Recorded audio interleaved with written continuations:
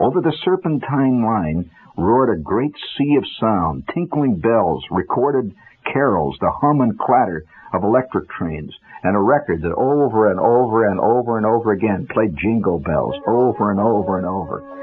We stood in line. And Santa Claus got closer and closer, his great red form twinkling in the golden light.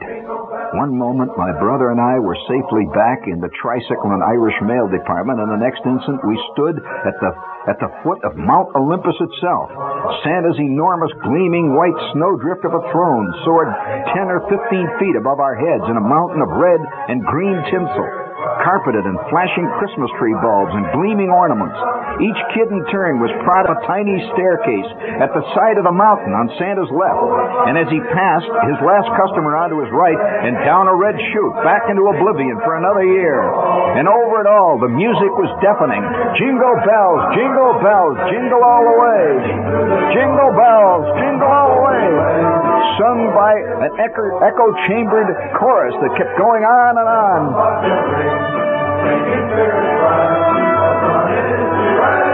High above me in the sparkling gloom, I could see my brother's yellow and brown stocking cap. He's up there on Santa's knee. He squatted briefly. I heard a booming ho, ho, ho, and then a high, thin, familiar trailing wail, one that I'd heard billions of times before, as my brother broke into his primal cry of fear. A claw dug into my elbow, and I was launched upward toward the mountaintop. My kid brother had disappeared. I had long before decided to level with Santa, to really lay it on the line. No Sandy Andy, no kid stuff. I was going to ride the range with Red Ryder. Santa Claus was going to have to get the straight poop. And what's your name, little boy? What's your name, little boy? His booming baritone crashed out over the chipmunks that were singing. He reached down and neatly hooked my sheepskin collar, swooping me upward. And there I sat on the biggest knee in creation, looking down and out over the endless expanse of Toyland and down to the tiny figures. What's your name, little boy? What's your name? The record ended briefly, and it started up again. Over and over and over they sang. My head wouldn't work. I couldn't think. Was all I could say. That's a fine name, little boy. That's a fine name. Ho, ho, ho.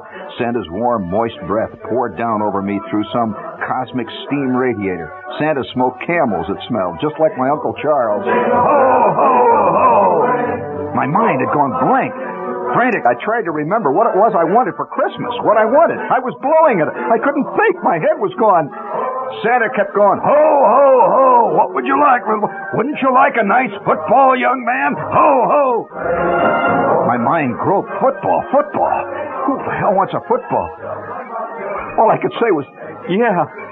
My God, a football. My mind slammed into gear already. Santa was sliding me off my knee and towards the red chute. I didn't want a football, and I could see behind me already another white-faced kid was bobbing upward. I want a Red Ryder BB gun with a special Red Ryder sight and a compass and a stock and a sundial. I shouted, ho, ho, ho. You'll shoot your eye out, kid. Ho, ho, ho. Merry Christmas.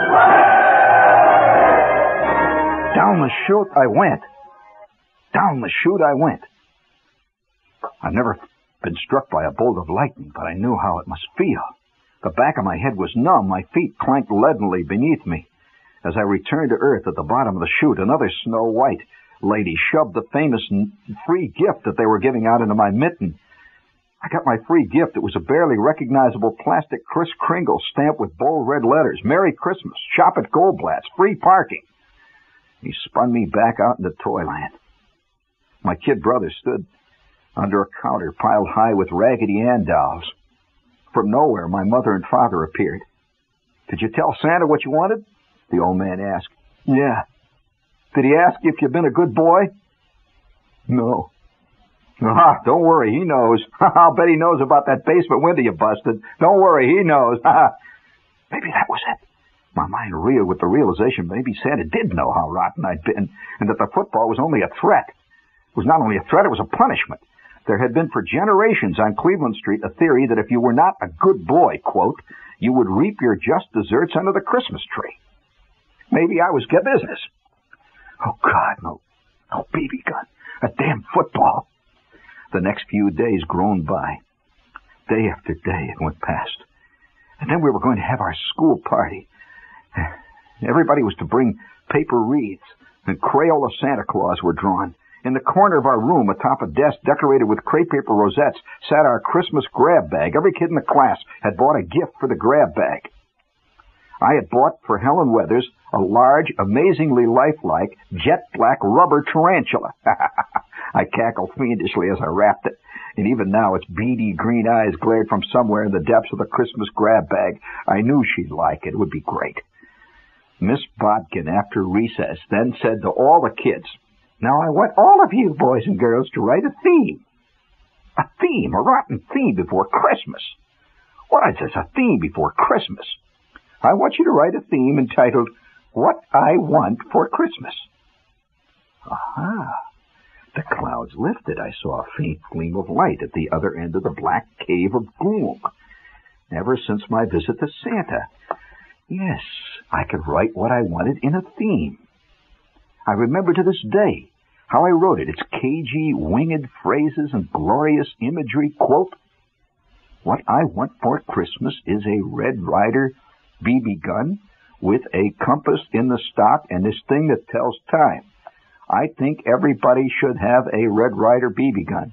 They are very good at Christmas. I don't think a football is a very good Christmas present."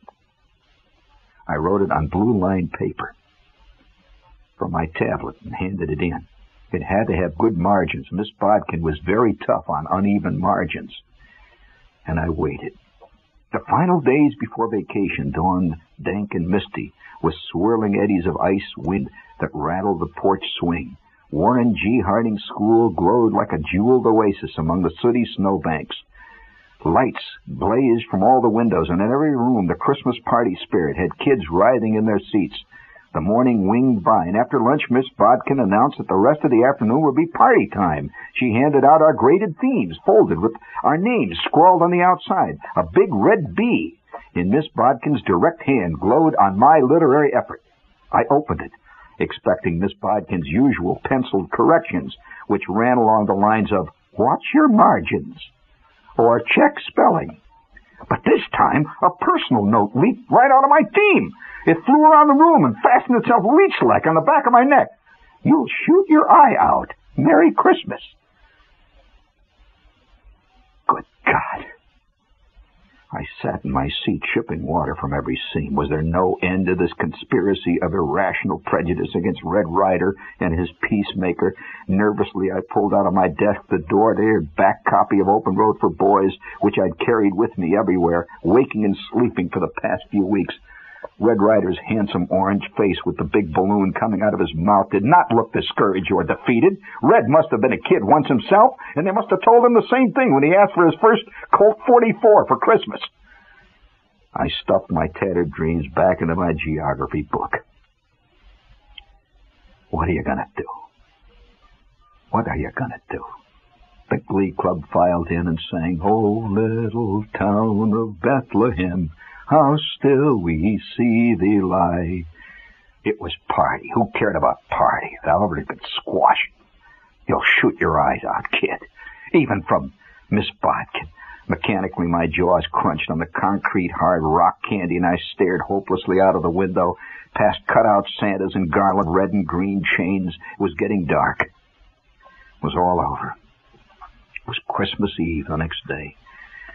And all day long we wrapped presents, but it was not Christmas for me, for I knew it was all over. All over. And we wrapped and wrapped and wrapped. Early the next morning, I woke up.